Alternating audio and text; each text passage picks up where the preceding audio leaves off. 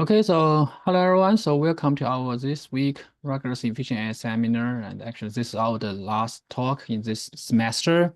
And today we're very glad to have the Yuhan Liu from the University of Chicago to give us this talk, a very timely talk about the KV cache optimization. And Yuhan is currently a fourth year PhD student at the University of Chicago, the computer science department, right? Yeah. Yeah, co-advised by Professor Junchen Jiang and Professor Shan Lu. And her research focused on building the efficient KV cache layer for serving LLMs, including the KV cache compression, dynamic blending of KV caches, and the cross-modal KV cache sharing. So actually, it's kind of the very wide spectrum about the optimizing the KV cache. And notably, she leads the LLM cache, the open source KV cache layer of the very famous the LLM serving framework, the VLM. So now let's welcome Yuhan to give us this talk, enabling the next phase of the fast distributed LLM serving. Yeah, Yuhan, it's your turn. Okay. Thanks for the great introduction. Yeah. So today I'm going to present our work on a case for the KV cache layer, and to enable the next phase of fast distributed LLM serving. Yeah. So I just want to start with the background of this talk. So the trend nowadays is that like LM inferences actually will be very huge. So as you may know, only about 10 companies are dedicated to train new LMs, but there are millions of apps or orgs that will run LM inference. And as Jensen Huang from NVIDIA has said, like the computation requirements for inference scaling will now surpass the pre-training compute demands. And because of the LLM inference has been really popular, there has been a tons of research ideas arising in this field. And this includes like disaggregated prefill, which runs the prefill phase and decode phase on different machines, and KV cache sharing, which allows inter or intra request sharing of KV cache across different users or sessions to accelerate prefill. And this also includes fault tolerance, which tries to do live migration of KV cache whenever a GPU has failed. And this also includes like tons of research in MOE and research in improving the prefill computation in RAG applications. So this industry or academia proposals all seem to propose their own designs and implementations for different optimizations. And here we want to ask the question, like, what's a common component needed by these ideas? And our answer to this question is that KV cache layer is the missing common piece across all these proposed ideas. And so by KV cache layer, here I'm proposing, I'm referring to several high-level system abstractions. The first one is a store KV and retrieve KV abstraction, where given this KV cache generated by user request, we can store the KV cache to the cache management layer, which contains you can store it into the local storage devices or remote storage devices. And then say another request comes in querying the same context that the KV cache corresponds to. We can retrieve the KV from the storage devices and then accelerate the prefill phase. And another abstraction we are proposing is like this transfer KV abstraction, where like the say the KV cache is stored on the local machine of one like hosting one VLM instance, and say another VLM instance needs this KV cache on demand. Then we transfer the KV from one machine to another machine. Yeah, and with this abstraction, you can basically implement all the optimization I've talked before. And here, if you use transfer KV, then you can transfer the KV cat generated from the prefill phase machine to the decode machines. And you can also perform fault tolerance. Say like when this VLM instance fails, then you can on-demand transfer the KV from one machine to another. Yeah. So here I'm introducing our LLM Cache, which is a KV Cache software library for production use, and can reach 3 to 10x delay savings in a lot of use cases, including RAG, multi-run QA, and it can store KV cache of reusable tags across various locations, including GPU, CPU, DRAM, local disk, or remote disk. And it has been used by a lot of companies in the industry. And in this talk, I'll focus on the prefill optimizations that have been enabled within LLM Cache. And specifically, I'll talk about two papers our group has done. The first one is CacheGen, which tries to compress the KV cache into compact bit streams for faster transferring. And the second paper I will talk about is CacheBlend, which just won this year's EUROSYS Best Paper Award, which tries to blend different KV cache for different chunks in RAG to reduce the inference latency. And to start with, I'll talk about our paper called CacheGen, KV cache compression and streaming for fast LLM serving. So to start with, yeah. So I'll just do a brief introduction of what's prefill and decode phases. So at the prefill phase, the LM takes in the user prompt as a whole, say is tomato a fruit here, and then generates a KV cache for the prompt.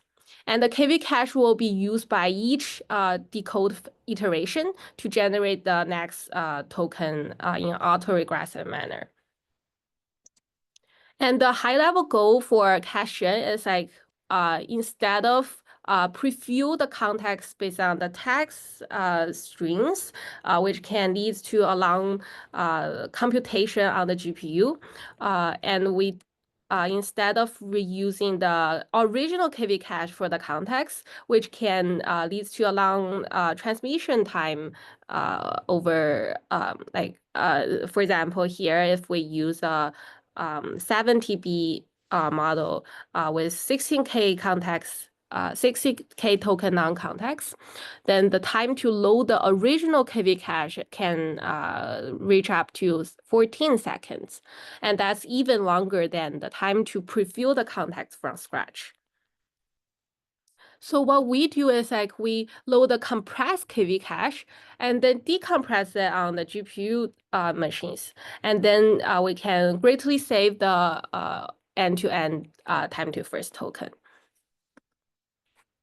And so if we look at the overview of like if we do prefill with compressed KV cache, then basically given the original KV cache, we compress it into bit streams and then store it on the storage devices.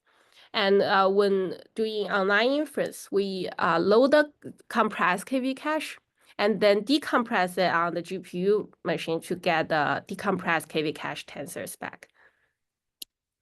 And so to start with, I'll first talk about how we perform compression of a KV cache.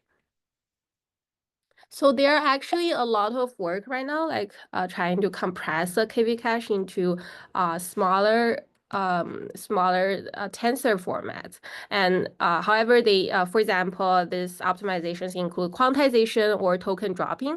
We try to squeeze the KV cache into smaller dimensions. And here, like they still preserve the tensor format of the KV cache. However, for CacheGen, since we mainly want to reduce the delay to transmit KV cache from a remote machine to the GPU machine, then we can compress KV cache tensors into more compact format. Here we are compressing into bit streams, and that can give us more compression efficiency. So the first opportunity we utilize is we find nearby tokens have similar KV vectors. And here, this is a illustration figure for the KV cache, and here is the KV cache for one layer. And so for each layer, like the KV cache is in the format of number of tokens here, and by number of channels. And for example, it has like 4 corresponding vectors for each of the tokens here. And as we can see, this is an illustration, but as we can see, like we can have like more similar numerical values for the KV cache vectors for nearby tokens.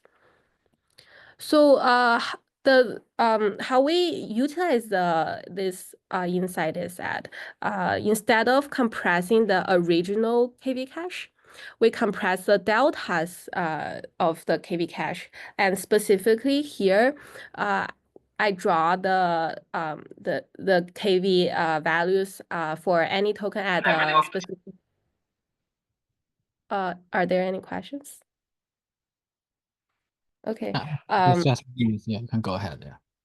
Okay. So here I'm plotting the values, the K values here for a token at a channel and a layer. And the blue line shows the original values distribution. And the red line shows the delta between consecutive tokens. And we can see that the delta values have more skewed distribution. So what we do is like we chunk the so yeah, sorry, I forgot to mention, like, so if we compress, there are some theory prior works that have shown that if a distribution has a more skewed is more skewed, it can be easier to compress.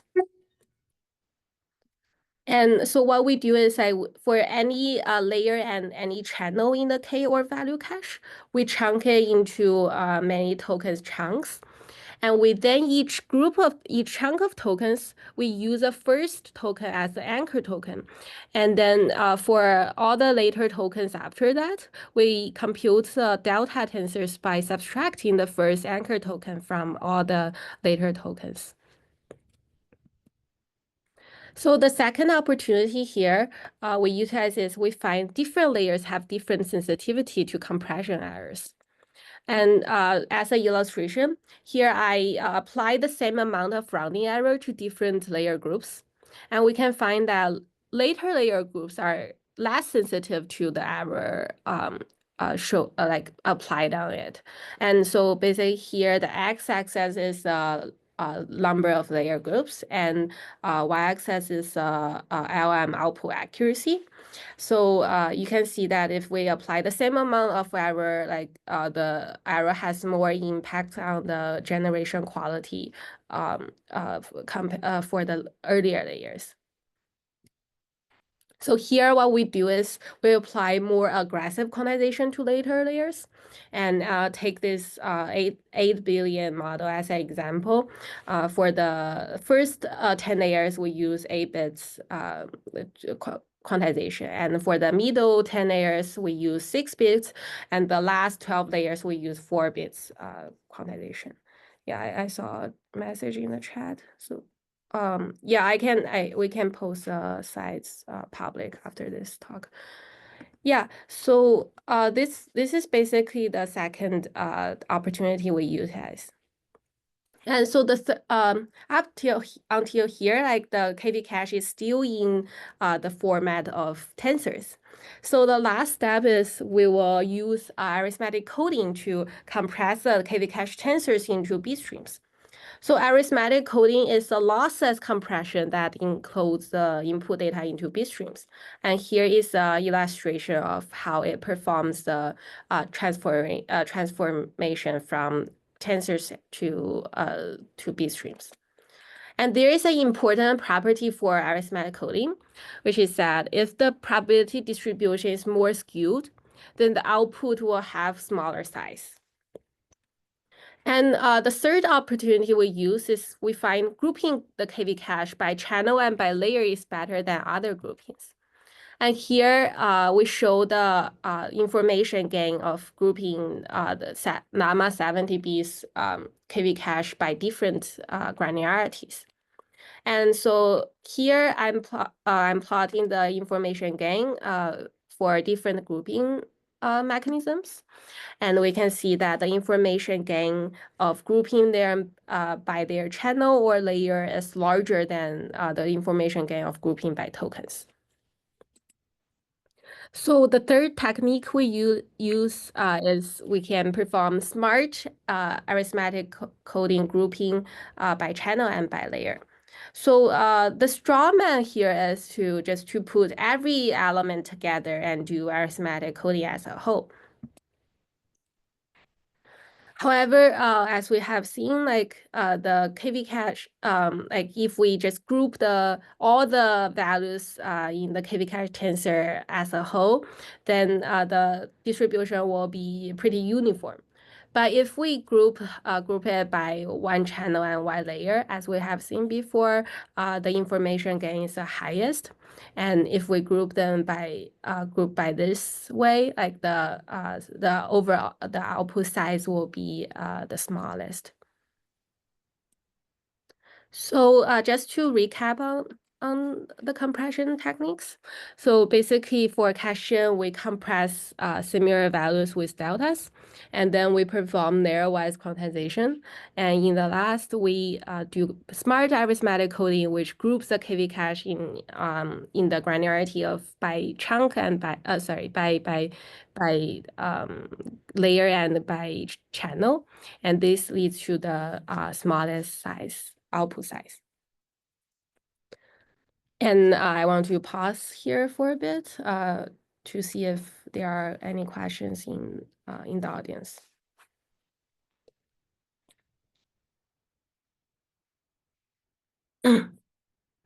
Okay. Yeah, so I can continue. So you may wonder like whether it's taking a long time to decompress the bit streams back to the tensor format.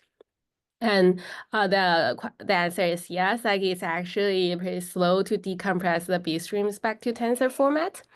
And what we do is we implement our customized GPU-based decompression with CUDA kernels. And we also pipeline the loading of KV cache with decompression. So basically, when we are loading the KV cache for, say, chunk number 2, we can start the decompression for the first chunk. And I just want to show a real demo of our implementation, and you can try this out in our open source project on Cache. Here on the left-hand side, this is running VLM's naive preview.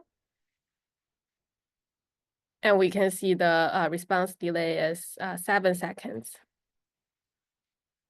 And if we enable caching on the right-hand side,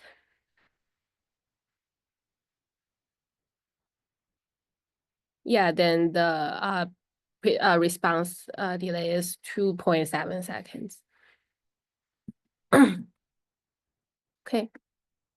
So then I'll briefly talk about the evaluation of caching. So here I'll use a very simple example to illustrate, and feel free to take a look at all the results in the paper. And here we are using non-chat dataset to evaluate accuracy. And the network bandwidth between the KV cache where is stored at, and the GPU machine is 3 Gbps.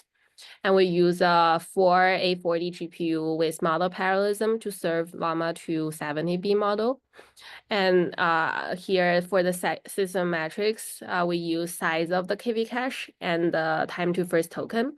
And this includes the time to load KV cache from remote, the transmission delay, and the delay to decompress the KV cache back to tensor format, and the delay to pre-fill the new user questions.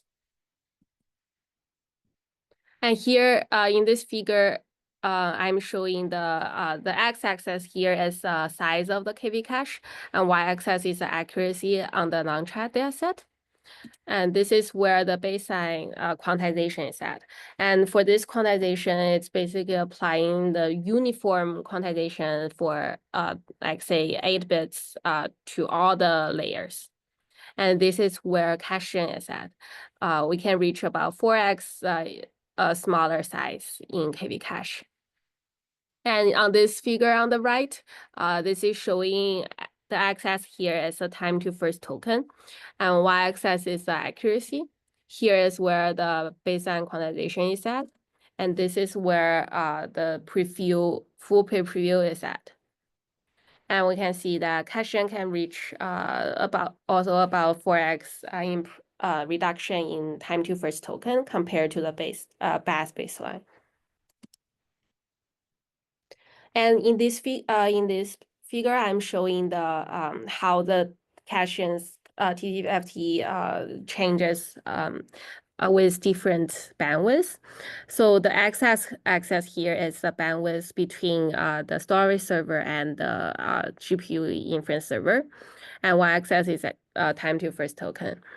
So the prefill delay will not change, and this is because for prefill, it's basically fetching the context tags in strings from the storage server to the inference server, which doesn't take any time, a big time, even if the bandwidth is small. And this is where the quantization baseline is at. And this is where caching is at. And we can see that for larger bandwidth, caching cannot save that much of absolute saving in TTFT. However, caching can still save the storage size even if the bandwidth is really large. I saw a question in the chat. So delta is also a number. How does it save space in comparing with original token? Oh, this is so by compressing the deltas, I actually meant like if we compress the deltas, we can have a better like accuracy versus compression ratio trade-off. And this is because like if we can have a more skewed distribution, then usually the input can be compressed easier. And by easier I meant like say like reaching a higher compression ratio and a higher the higher accuracy after compression. Yeah, does that answer your question?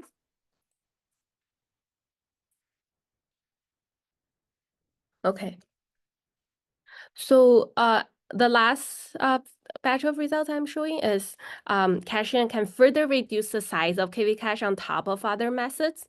And here I'm showing caching applying on the left-hand side, it's called H2O. What this compression method is doing is it basically drops the important tokens from the KV cache by looking at the attention values. And you can see that caching can still apply H2O to get significant gains in size. And on the right-hand side, I'm applying caching on LM Lingua, which is a technique that tries to squeeze a number of input words based on the input text. So what it does is basically given a long text, it runs a smaller model to decide which tokens are less important, and then just take out those words from the input context. And similarly, we can see that caching can still apply on them to get like significant improvement. Yeah, so that's all about the first paper I'm going to talk in this presentation. So any questions about this? Okay, so I'll next I'll talk about cache blend. We try to blend different KV cache for different chunks in the in RAG applications to save prefill latency. So first, I'll talk about the challenging RAG systems. So here for RAG, usually the user inputs a question, say, can we use drones in agriculture? And then what the system does is like the user prompt is sent to the retriever, which tries to retrieve all the related documents related to this user question. And this RAG system usually concatenate the context from different chunks and then feed it into the LM. And this can lead to long prefill delay because there may be a lot of related documents, and each document have a lot of tokens in it. And then this concatenated chunk is fed into the LLM engine and return an answer back to the user. Yeah, here I'm just want to show a quick demo to show how fast cache blend can be. And so on this left-hand side, this is a result of the standard VLM engine running 25K token long context. And here you can see that the response delay is slow. And this is 5 seconds. And so if we use the VLM with cache blend optimization enabled, we can get the response at like 1.7 seconds. Okay, so you may wonder like why existing optimizations doesn't work. So one existing solution is to do prefix caching. And prefix caching in RAG application can be very limited, and especially under this RAG scenario. For example, assume that there is a query like who scored most goals at World Cups. And in this time, probably more than one documents are needed. For example, here, document 1 and document 2. The first retrieved document is still about the World Cup, and while the second document could be about Cristiano. Let's assume like the LMs have seen these two documents separately and stored their KV cache in the system. However, in this case, only the KV cache for the first document can be reused, and this is because like the second document is no longer a prefix. So that is, even though 100 of the cache lives in the system, only 50% of the cache can be reused. And moreover, the heat rate will decrease as more documents are retrieved. So people will naturally wonder, why don't we just put the KV caches together, since we already have all the KV caches stored in the system? And this doesn't work because if we do naive concatenation or full KV cache reuse, this gives a very bad generation quality as shown in the figure. And as you can see, the answer is completely wrong in this case.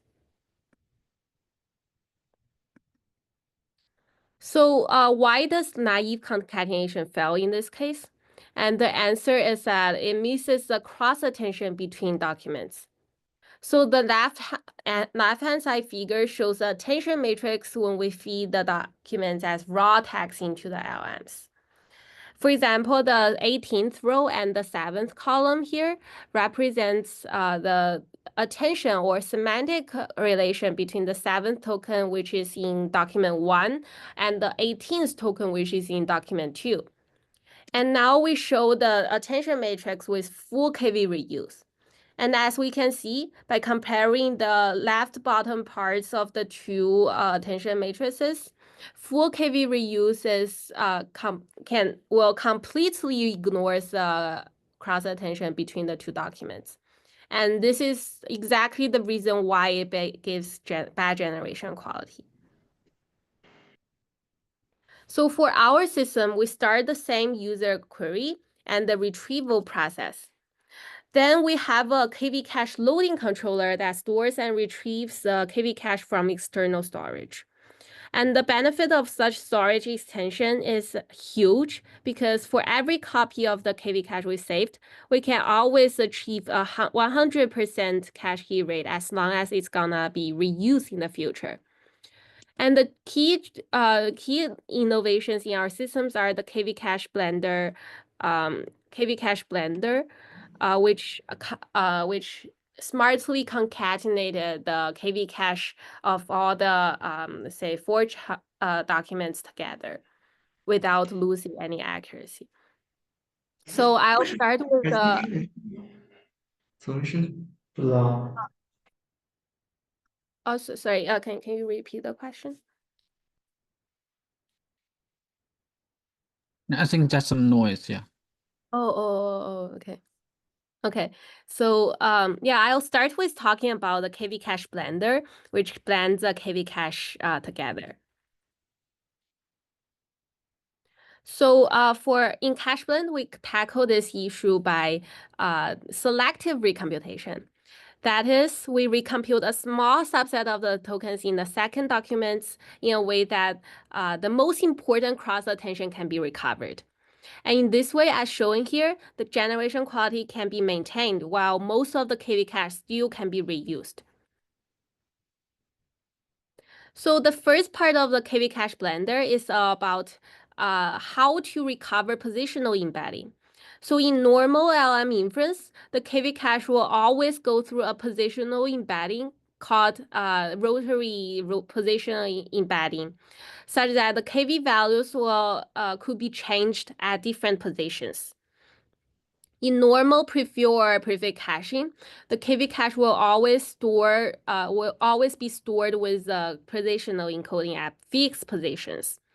However, this doesn't allow the KV cache to be reused at different positions. So instead, we restore the KV cache before the position encoding and then recover the position encoding on the fly when we know where the KV cache will be placed in the RAG applications. So how Cache Blend does selective prefill is we can, I'll first start with a normal prefill or known as a full KV recompute. So we start with the input embedding on layer I. And in this case, we have 8 tokens in the input, where each column here corresponds to an input embedding of a single token. Then from this input embedding, the QKV matrices are generated. The QKV matrices are multiplied together, resulting in an attention matrix. And this attention matrix is further multiplied with the V matrix.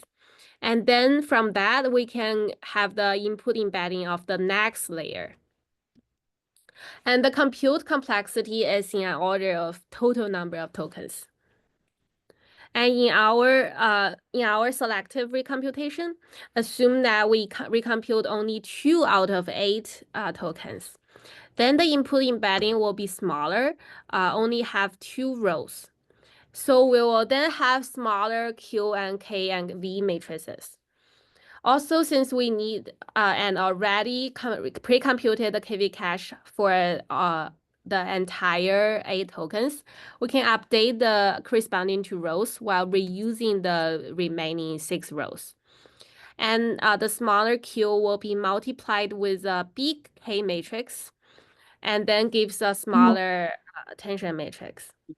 So by multiplying the smaller attention matrix with the V matrix, we can get the input embedding of the next layer, which is also corresponds to the 2 selected tokens. In this way, the compute complexity is reduced from the total number of tokens to the number of selected tokens. However, this question, like how to select the token, still remains. And I'll talk about several insights that lead to our design of selecting tokens to recompute. So the first insight here is, as you can see in this figure, the x-axis is a KV deviation, while the the y-axis is a CDF of it.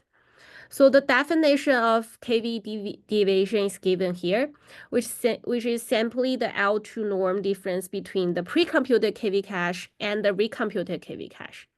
And as we can see here, the fraction of high KV cache deviation tokens is small. And in this figure, we show the effectiveness of recomputing high KV deviation tokens. So the x-axis here is a fraction of recompute ratio, where the recomputation of the high KV cache tokens are always prioritized. And the y-axis here is showing the forward attention deviation, which measures the tension between the context documents and the user query. Further, the definition of the forward attention deviation is simply the L2 norm of the difference between the forward attention conditioned on the pre-computed KV and the forward attention conditioned on the fully recomputed KV. As we can see in this figure, recomputing a small fraction of high KV deviation tokens can greatly reduce forward attention deviation. However, we cannot get the KV deviation for all the layers since we need to do full recompute to get that. So this requires our third insight. If you look at this figure, the y-axis is a Spearman rank correlation of the KV deviation, and the x-axis is the layer pair. For example, the first column is a Spearman correlation of the KV cache difference, KV cache deviation between the fifth layer and the sixth layer. And here we provide the definition of the Spearman rank correlation. It looks pretty complicated, but we can use a simple example to illustrate. Say the rank of the KV deviation at layer I is 1, 2, 3, 4, 5, which means that the first token has the highest KV deviation. On the layer L plus I plus 1, the rank is 2, 1, 3, 5, 4. Then we can have N, which is the total number of tokens, and D, which is simply the difference between the two ranks. This leads to our third insight that high KV deviation tokens are similar across layers, meaning that we can use a KV deviation at layers, at earlier layers, as a prediction of the KV cache deviation at later layers. So next, I'll briefly talk about our loading controller, which basically tries to pipeline the compute and the loading of KV cache. So basically, when we are computing the layer of the first layer's selective recomputation, we can start loading the KV cache for the layer 2 and layer 3. Okay, so I'll briefly talk about the cache blends evaluation. And here, this shows a baseline that performs full KV recompute. And this shows a baseline of full KV reuse without any recompute. And here, this shows a baseline that we only cache the prefix of the context. And here is where cache blend is at. We can see that cache blend can be 3 times faster than the best baseline, which is caching the prefix of the context. And we can also see here that cache blend can reach 3x higher throughput compared to the baselines, including like full KV recompute and prefix caching. So that's all about cache blend. Are there any questions regarding this paper? I have one question. Mm-hmm. So you said cache gen and cache blend both are integrated in LM cache. So how do they work together? That's a question. Yeah. So currently, if you want to use cache blend and cache gen together, so basically when we are retrieving the in cache blend, we need to retrieve the KV cache for different chunks in the rack queries, and when we retrieve the KV for different chunks, we can use cache gen to load the compressed format of those different KV chunks, and then perform decompression, and then go to the cache blender to blend different KV cache together. Does that make sense? Yeah, so the optimization comes from the IO, the cache gen part, right? For caching, in reading and writing, yeah. Yeah, for caching, it comes from I/O. For cache blending, it mainly comes from the compute needed to so for baseline, you need to for example, if you have 4 chunks, then you basically need to prefill all the chunks tags. But if you have cache blend, you only need to prefill a very small part of the tokens in the whole text, and yeah, that basically the gain comes from compute. Yeah. It makes sense. Thank you so much. Okay, thanks. Okay, are there more questions? Okay. Can I just, Oh, yeah, sure. I have just one question about the compute selection. I just wonder if it is similar to for all the tasks, and if we have different tasks, do we need to change the selection strategies? That's a good question. So the strategy will not change.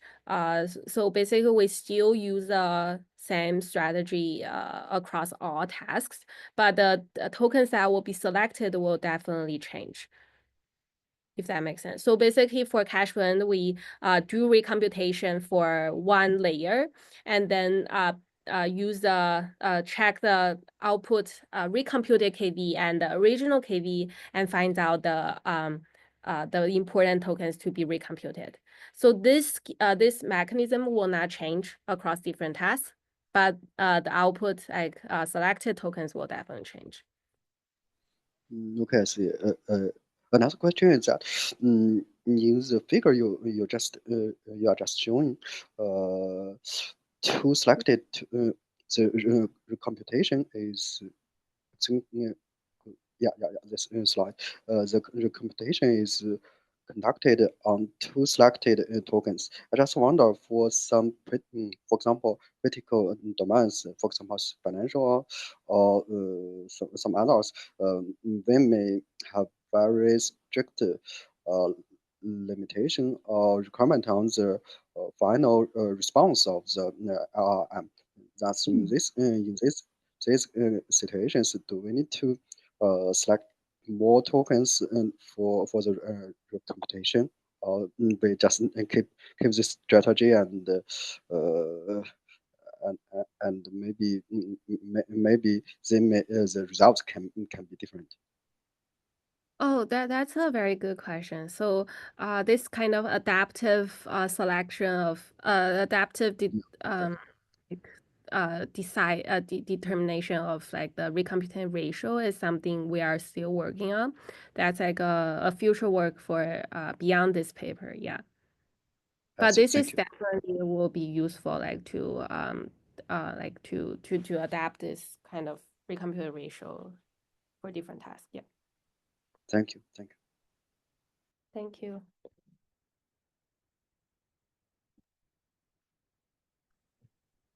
Hey, thanks for this full work on LLM cache and presentation. So what's your next step with LLM cache? Like, is there any open problem that you're trying to solve here, especially in LLM serving? Yeah. So, there are a lot of open work ongoing, and I can briefly talk about one or two ongoing work. The first one is, as I briefly mentioned, that we are currently doing cross-model KV cache sharing. And the motivation for that is all this kind of KV cache sharing work I've talked. They all assume that the different the KV cache has to come from the same model. However, like we find like if like even though it will have different models, if they share the same foundation model, for example, fine-tuned versions based on the same foundation model, the KV cache can be reused with some amount of recomputation.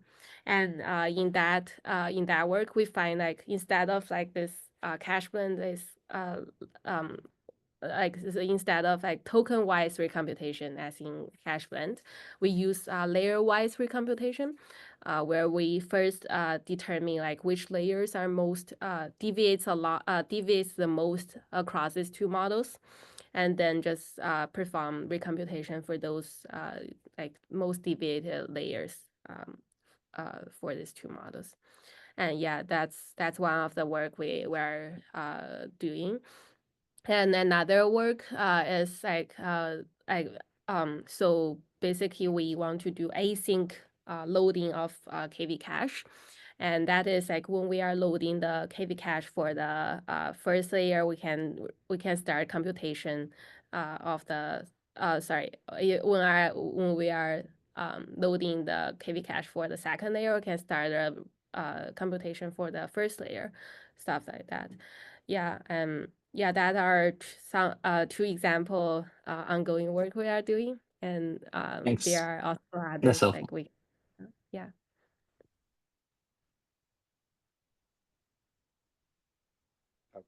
Great work. I just have one more question. I just wonder for the first work in catching, this work is for compression or quantization for the KV cache. I just wonder if this work can be combined with, for example, KV eviction techniques. For example, deal with when we deal with the KV cache, some KV cache are important, but some may be quantized. However, some may be just removed for some queries or some tasks. I just wonder if these two techniques can be combined for better utilization of the KV cache. Yeah, that's a very good question. Um, so for the token eviction kind of work, we have actually applied caching upon them, and one example we applied is H3O, which basically just drops tokens from the KV cache when it decides it's not important at all. And so basically, you can still apply caching quantization and arithmetic coding upon the squeezed KV cache, and that still works. Yeah. Great, thanks. And perhaps another technique called pyramid, which can be also used for the KV cache eviction, and maybe this can be also combined with the caching also.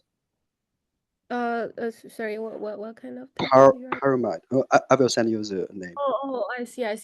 That kind, yeah, I've seen those kind of like all this kind of KVK compression, and yeah, there are a lot of them right now. So basically, when we started this question paper, like there aren't any like KVK compression work at all.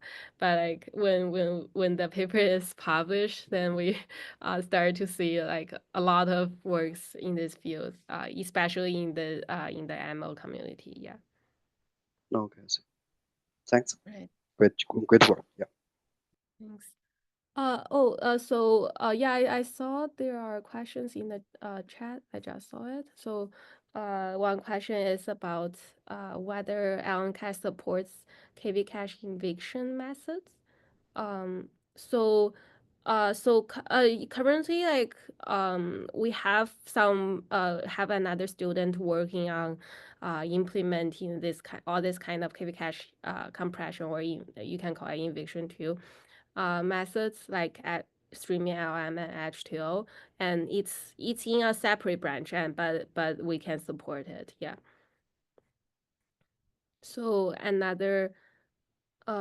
Please summarize the difference between the methods presented presented here and CAG. Can you Chris, can you confirm what's the CAG you are referring to?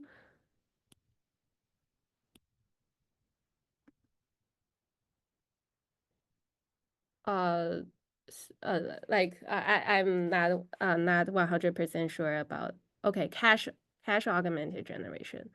So I don't think this is these two are so I think these two are still orthogonal, because any kind of this kind of cache augmented generation can be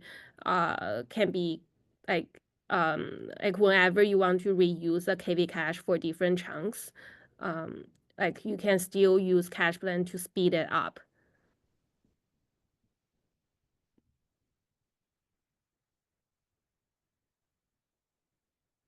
Okay.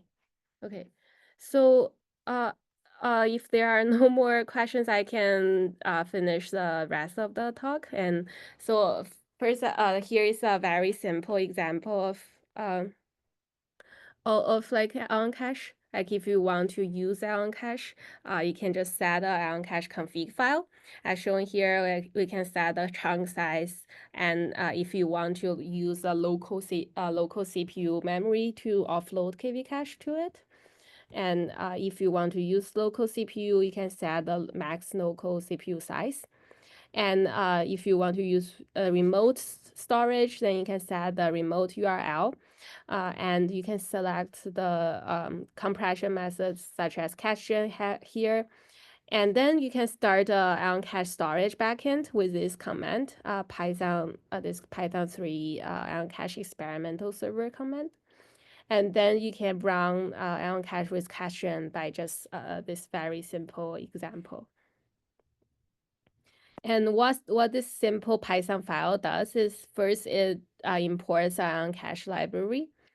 And then you can set the KV cache transfer config. And this is required by VLM, because we actually just had upstream code merged in VLM that allows us to use Allen cache offloading or compression there.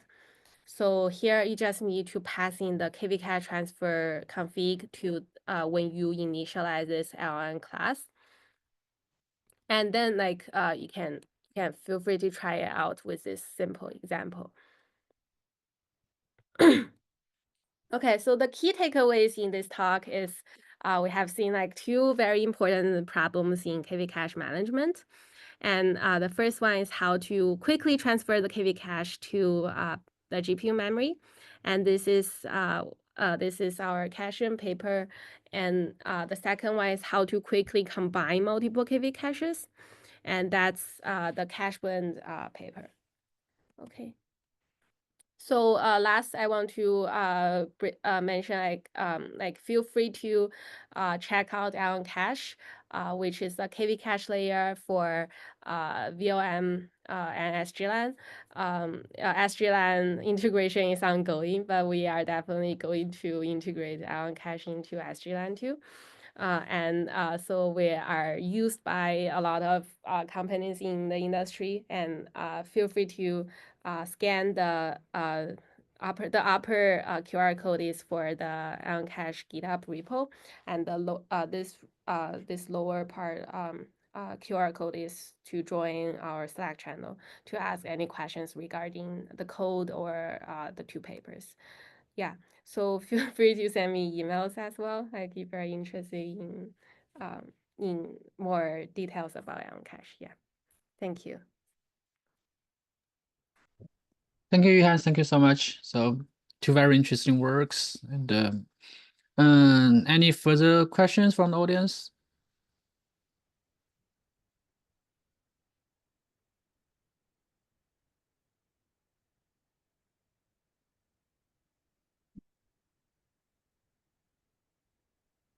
I think there's one question from the chat box. Okay, how the idea came up. Okay, this is what was the problem brought this research? Okay, so this is a very good question. So when we started the project, like we were actually that at that time it's like when ChatGPT just came out, and we were just exploring the ideas in this field, and then we found out like KV cache is a very important thing in LLM. And so at that time, it actually only used in intra request reuse. So basically, it's about like the prefill phase generates a KV cache, and then the decode phase reuses a KV cache. But then we started to wonder, like, if we in ChatGPT or any other kinds of chatbots applications, it's actually the case that it actually can be pretty common that a context can be reused across different sessions or users. For example, like a very popular like context like PyTorch documentation, for example, can be reused by a lot of users.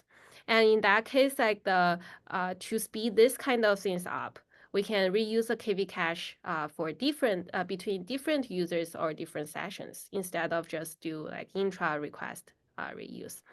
And then like we find out like to enable this kind of inter request reuse, then like a very important thing is to load the KV cache fastly from like different devices, not only like from GPU memory. And that's why we start to look at the KV cache, and we find it has a large in size, and because it can be several gigabytes, and we find this is actually a very interesting networking problem. Yeah, so yeah, it's a long story. Sorry.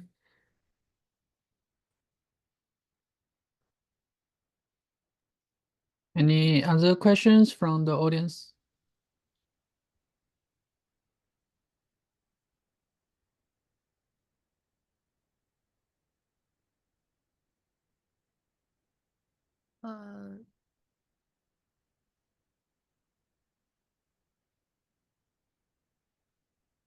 For how much is meta gains?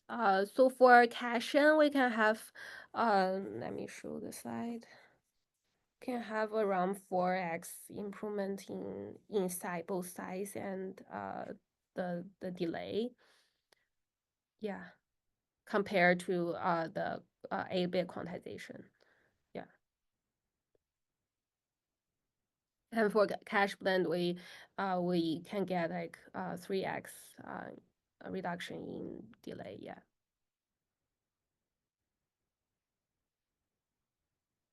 Okay.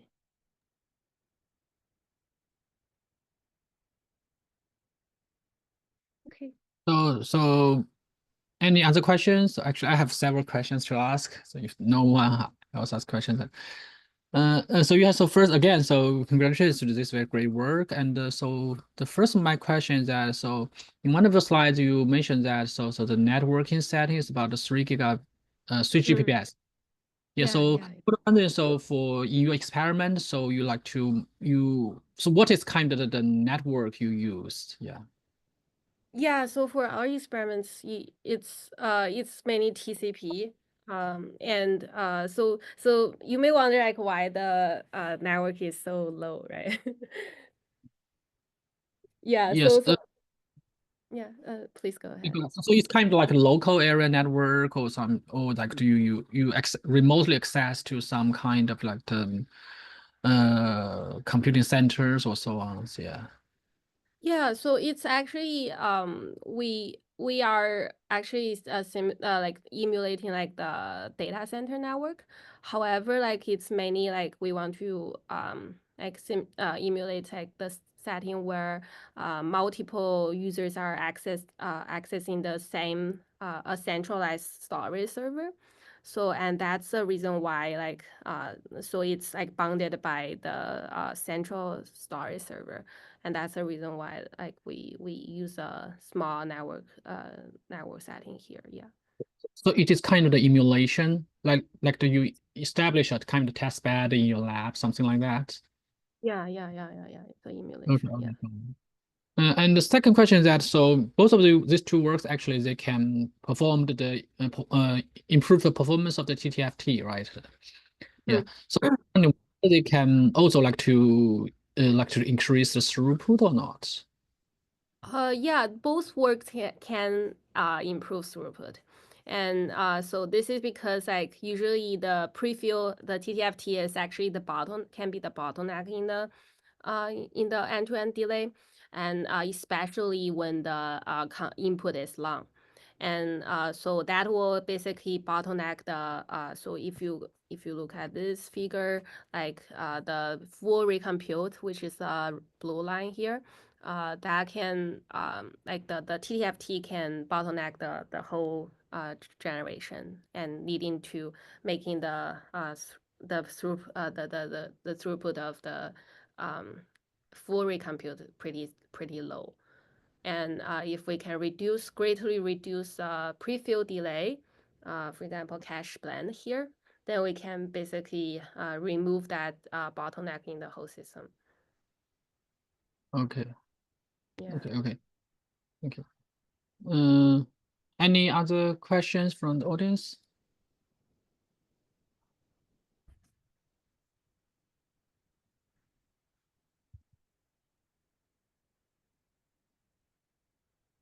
Not so maybe I can ask the last one. Okay. Yeah. And here, so these two works about the KV cache and once the quantizations and other blends, and as you already mentioned that, so this kind of can be complementary to other like KV cache eviction works and so on. So I was wondering, so look ahead and then look forward. So you already mentioned that, so you can consider about it like the serving the multimodal and so on. So because in my understanding, so actually, so these two works actually the context is about for the AM serving, right? So when it is like located, when we have kind of the large data centers and to serve the multiple devices to serve the multiple users, right? Yeah. Yeah. So I was wondering like whether, because we know right now like the AI PC or the on-device AI is also kind of quite emerging right now. I was wondering whether your approach can be vision that can also be applied to those kind of more resource constrained, like the local serving and so on. That's a good question. So, I would say, like if we apply this kind of KV cache reuse in those like very resource constrained machines, this is actually a good way to apply on it. Because if you use full recompute, full like prefill, then like the computation like demands for it for the LLM inferences can be really high especially for those like resource constrained GPUs. But if you use like KV cache reuse, that can save a lot of compute, as you can see here.